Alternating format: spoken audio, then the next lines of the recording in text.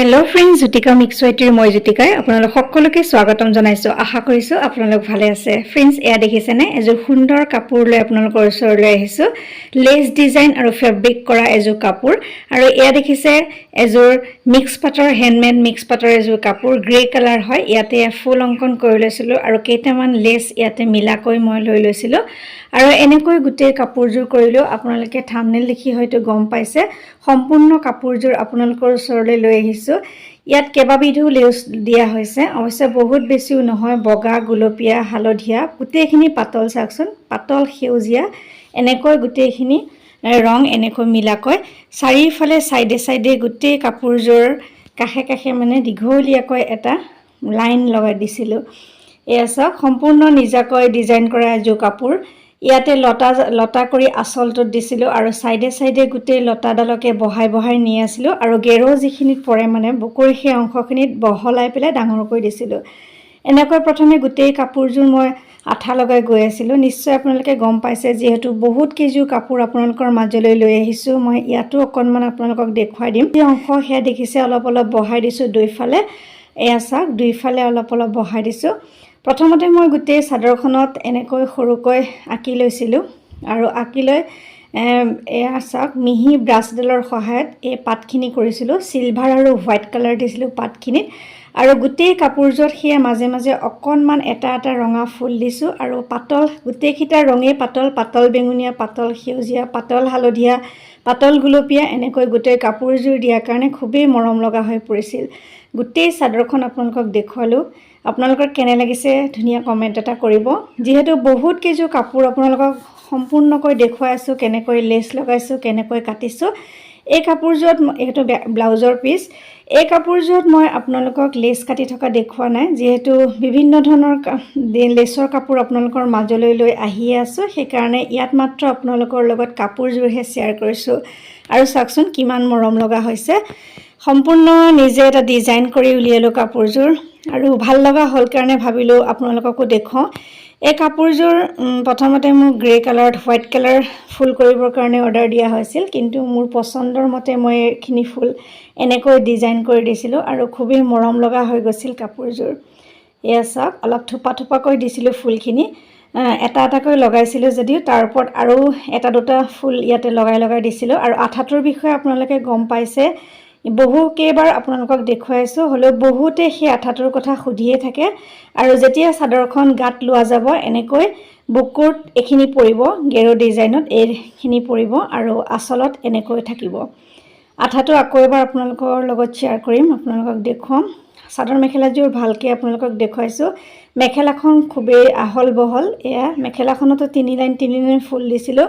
আঁচলৰ দৰে একেধৰণেৰে মেখেলাখনতো ফুল দিছোঁ আৰু ব্লাউজত দেখিলে দুটা ফুল দিছোঁ। আৰু এয়া চাওক, সম্পূৰ্ণ চাদৰখন আকৌ এবাৰ আপোনালোকক দেখুৱাইছোঁ।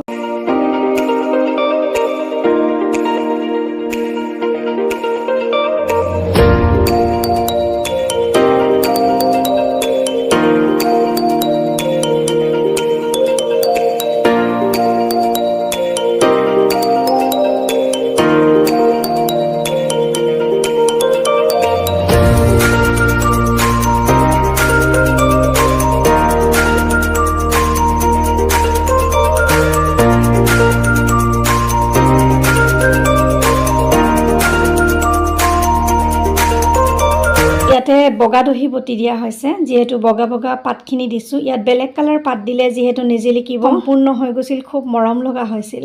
আৰু আপোনালোকে চাওক, ইয়াতে লতাৰ দৰে গোটেই ফুলখিনি লাইন হৈ গৈছিলে। যেতিয়া এনেকৈ গাত পেলাই লোৱা যায়, সেই লতাডাল ইফালেও ল'ব পাৰিব, দুইটা চাইডে ল'ব পৰা কৰি দিছোঁ, জাপি ল'লেও ল'ব পাৰিব। আৰু আগতে আপোনালোকক এনেকুৱা বিভিন্ন ধৰণৰ লেছৰ কাম আপোনালোকৰ মাজলৈ লৈ আহি আছোঁ। আপোনালোকে দেখিছে ধুনীয়া ধুনীয়া ডিজাইনসমূহ আপোনালোকক দেখুৱাই আছোঁ। আকৌ এবাৰ আপোনালোকক মনত পেলাই দিছোঁ, কোনোবাই যদি ভাবে অৰ্ডাৰ কৰোঁ বুলি নিশ্চয় কৰিব পাৰে। অৱশ্যে বহুতে ধুনীয়া ধুনীয়া লেছৰ কাম কৰি আছে। সকলোৰে কাপোৰবোৰ ইউনিক আৰু ময়ো ভাবোঁ এটা ইউনিক লুক দিবৰ কাৰণে নিজে চিন্তা কৰি কিছুমান ডিজাইন উলিয়াই পেলাই এনেকৈ আপোনালোকৰ মাজত শ্বেয়াৰ কৰি আছোঁ। যোৱাটো ভিডিঅ'ত এইটো আঠা চাওকচোন ফ্ৰেণ্ডছ, এই আঠাটোৱে মই ব্যৱহাৰ কৰিছোঁ আৰু এটা আঠাও ব্যৱহাৰ কৰিছোঁ। এইটো কথা সুধি থাকে কাৰণে মই অকণমান ইয়াতে দেখুৱাই দিলোঁ। আৰু লেছবোৰ কাটি এনেকুৱা ধৰণৰ লেছো ব্যৱহাৰ কৰিছোঁ, এইটো আঠাও ব্যৱহাৰ কৰিছোঁ। এনেকৈ এযোৰ কাপোৰ প্ৰথম কৰিছিলোঁ। এনেকৈ বিভিন্ন ধৰণৰ লেচৰ কামসমূহ আপোনালোকৰ মাজলৈ আনি আছোঁ। আপোনালোকে ৰিচেণ্ট দেখিছে মই স্ক্ৰীন প্ৰিণ্টিঙৰ লগত লেচ কৰিছোঁ, এপ্লিক ৱৰ্ক কৰিছোঁ, বিভিন্ন ধৰণৰ ডিজাইন কৰা ধুনীয়া ধুনীয়া কাপোৰ আপোনালোকৰ মাজলৈ আনিয়ে আছোঁ। আৰু ভাবিলোঁ এইযোৰ কাপোৰো আপোনালোকৰ লগত শ্বেয়াৰ কৰোঁ। আৰু পিংক কালাৰ কাপোৰযোৰ একেটা ধৰণেৰে এই কাপোৰযোৰ কৰিছিলোঁ। পিংক কালাৰৰ ডিজাইনখিনিও বেলেগ আছিল। আৰু এইযোৰ কাপোৰ মোৰ হাতত অৱশ্যে আছে, যদি কাৰোবাক লাগে নিশ্চয় আপোনালোকে হোৱাটছএপ কৰিব পাৰে। আৰু এইযোৰ চাওকচোন, এইযোৰ ৰঙা কাপোৰ, এইযোৰ গুলপীয়া কাপোৰ অৱশ্যে মই বহুত কৰিলোঁ।